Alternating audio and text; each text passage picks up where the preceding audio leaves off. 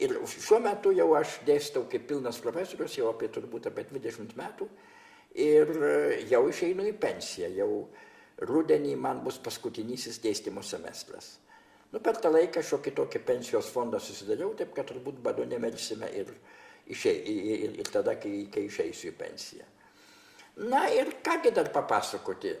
Sakiau, kad daug laiko ir jėgų ir lėšų išleidau kelionėms. Išleidau daug knygų. Kada Lietuva išsivadavo, pradėjau leisti knygas Lietuvoje. Dabar mano eilėraščiai, mano eseistika yra spausdinama Lietuvoje. Bet ne tik. Mano eilėraščių yra išversta į mažiausiai 20 kalbų ir daugeliu kalbų yra išėję rinkiniai.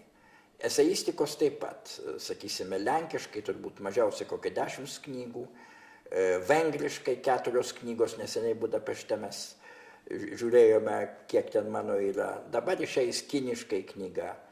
Yra angliškai, yra išėję mažiausiai kokias 6 ar 7 knygos. Parašiau storą mokslinę studiją apie lenkų poetą Aleksandrą Vatą, kuris buvo politinis pabėgėlis, politinis kalinys, paskui politinis pabėgėlis, gyveno Paryžiuje, mirė Paryžiuje, žinoma, lenkų literatūros figūra. Aš parašiau anglišką monografiją, kuri buvo išleista Jeilo leidyklos, Yale University Press, ir taip jau akademiniam pasaulyje skaitoma, žinoma. Bendradarbiau daugeliam amerikiečių žurnalų, New York Review of Books, New Republic. Žodžiu sakant, ne tik kaip mokslininkas, bet ir kaip rašytojas.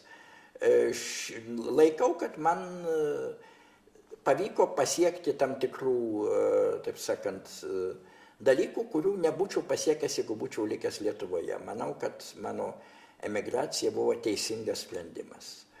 Dabar jau 73 metai, jau laikas, taip sakant, suvesti gyvenimo balansą. Manau, kad bendraja suma sumarum, kaip sakoma lotyniškai, tas balansas yra teigiamas. Kad, taip sakant, išvažiuodamas maniau, kad labai galimas daiktas, kad būsiu sunkvežimio vairuotojas, pavyzdžiui, arba valytojas, arba gatvių grindikas. Bet to neįvyko. Kaip buvau filologas ir rašytojas, taip ir likau filologas ir rašytojas, žinomas ne tik Lietuvoje, bet ir už Lietuvos ribų.